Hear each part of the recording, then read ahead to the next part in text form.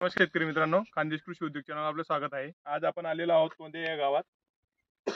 आपण जीवामृतचा सेटअप बघत आहोत.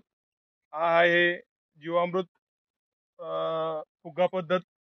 याच्यामध्ये आपण बघू शकतात की एकदम उत्कृष्ट पद्धत आहे जीवामृत बनवण्यासाठी. हिचे भरपूर प्रमाणात फायदे आहे ते तुम्हाला सांगतो. याची पद्धत अशी आहे: ओलं शेणखत, त्यानंतर तुमचं गोमूत्र, गूळ, अ, तांदूळाचे पीठ किंवा आपले डाळीचे पीठ, जे काही सर्व लागते ते या 200 लिटरच्या बॅरलमध्ये टाकले जाते. त्यातनं या व्हॉल्व ओपन केल्यानंतर ते या फुग्यामध्ये येतं. याच्यामध्ये आल्यानंतर हे 7 दिवस पर्यंत याच्यात राहतं. राहिल्यानंतर हे सिस्टीम इकडे बघू शकता तुम्ही, त्याच्यातलं गॅस काढण्यासाठी हा वॉल दिलेला आहे. अशा पद्धतीने त्याच्यातला गॅस निघतो.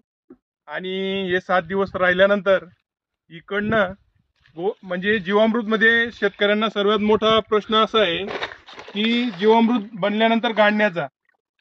ते शेण मिक्स असल्यामुळे ते गळत नाही आणि त्यामुळे शेतकरी त्रासलेले असतात आणि त्रासले असल्यामुळे ते जीवामृत बनवण्याचं सोडून देतात.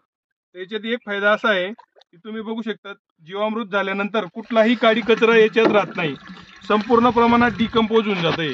तुम्ही बघू शकता एकदम गाडलेलं म्हणजे शुद्ध, त्याच्यात एक कुठल्याही प्रकारचं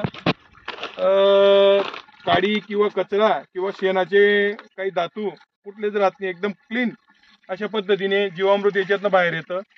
आणि हे सेटअप हे शेतकरी 7 वर्षापासून वापरत आहेत आणि 7 वर्षापासून वापरत असताना त्यांना भरपूर मोठ्या प्रमाणात रिझल्ट आलेले आहे. एका एकरसाठी ते 200 लिटर जीवामृत वापरतात. ते आठवड्यातनं किंवा महिन्यातनं एक वेळेस 200 लिटर एका एकरसाठी जीवामृत टाकत असतात. आणि टाकत असताना त्यांनी असे अनुभव घेतलेले 7 वर्षापासून.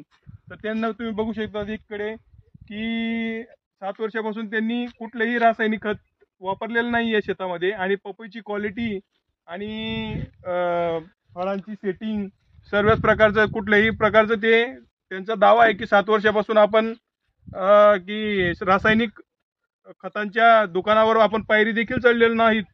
आणि अशा पद्धतीने ते त्यांनी सेटअप लावून आणि ह्या सेटअपचं त्यांनी 1-2 वर्ष अनुभव घेऊन त्यांचं गावाकडे एक दुसरं क्षेत्र आहे, त्याच्यामध्ये त्यांनी दुसरं अजून एक सेटअप बसवून घेतला हे बघून, याचे रिझल्ट बघून.